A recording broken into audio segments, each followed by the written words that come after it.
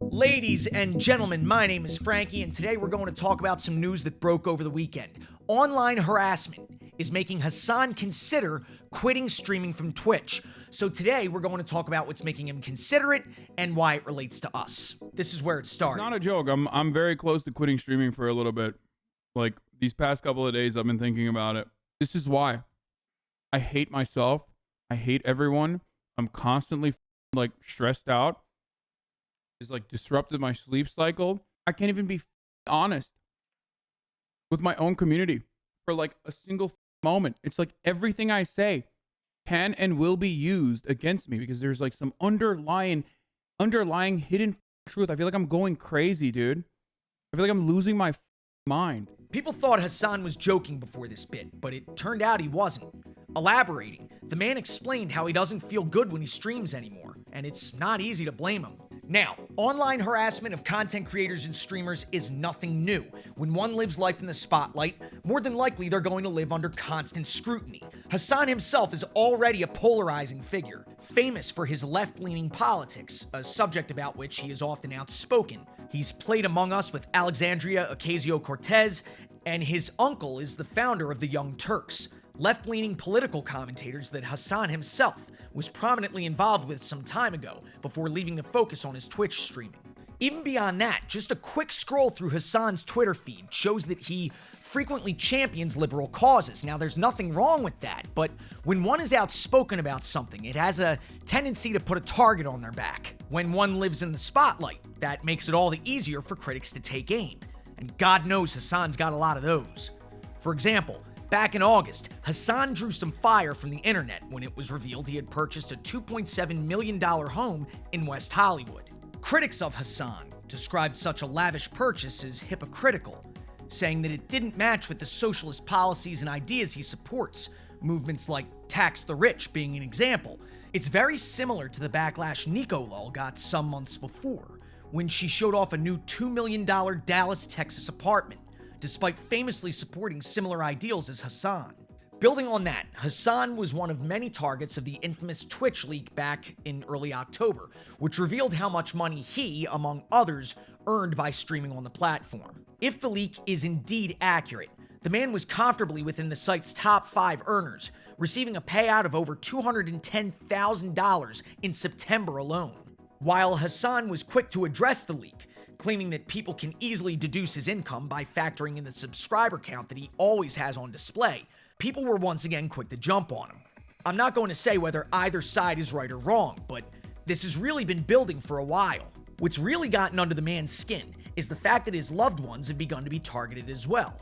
He opened up about this in that same stream. There's just like an endless sea of weirdos who track every single thing I do. They dox me. They send SWAT teams to my house. I'm sick and tired of it, dude. They harass my family members. There, I said it. I openly said it, okay? That's what the is going on behind the scenes all the time. I'm sick and tired of it, dude. The internet is no place for the faint at heart, ladies and gentlemen, but as the man just said, people are taking things to increasing extremes. Not just Hasan, but those close to him have been doxxed and swatted as well. And don't get me started on swatting. I've spoken before on this channel about how disturbing I find that trend to be, and that's made even worse by how common it is. We've seen this happen to people like Tifu before. WAP tipped $5. Get swatted by discord.gg/e3f66a. Nice, man. You really got me. Got me real good.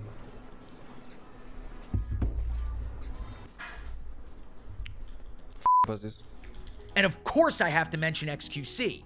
It's been well documented that internet harassment, including swatting that he claims was on a daily basis, has forced him to relocate both himself and family members out of concern for their safety. He's discussed quitting Twitch over it, and he even left the country at one point to get away from it. We were getting raided by the police station at rates that made absolutely no sense. Almost every day, the police came to our house with a full squad because of, you know, idiots. Okay. I mentioned in another video this past weekend how streamers and content creators, Valkyrie in that example, live under a microscope. Whenever one of them says something, the internet has a way of grabbing its collective torches and pitchforks. It's not uncommon at all for content creators to take a break from what they do. Pokimane talked before about how she was burnt out from streaming. We saw it with Valkyrie in Reflect. She signed on to help produce a line of skincare that would protect skin from alleged harmful effects of blue light. When people began to poke holes in the available data, others immediately went on the attack. She's only streamed for 30 or so minutes in the last week as she's dealt with the fallout. We've seen people come together in light of tragedy, but at the same time, the internet has a tendency to kick people while they're down. Now, I'm not saying that I agree with the opinions expressed by either Hasan or his critics. This isn't about taking a side. And yes, the fact that Hasan just started a new high-budget Twitch show with H3H3's Ethan Klein likely means that he won't leave Twitch altogether. But the fact that Hasan could very potentially be taking a break from his personal channel is indicative of a greater issue.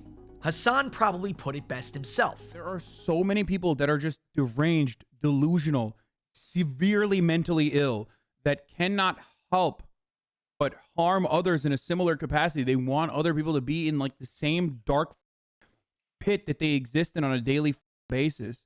And I don't like subjecting you guys to my anger, but I'm constantly on the defensive. And I feel like I blow up on people regularly. Constant scrutiny is an unfortunate byproduct of putting oneself out there, but the heart of the matter is that constant hostility is only going to drive away the content creators that we go to get away from it all.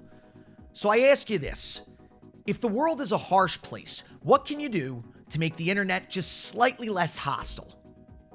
Think about that. And until next time, be safe and be good to each other.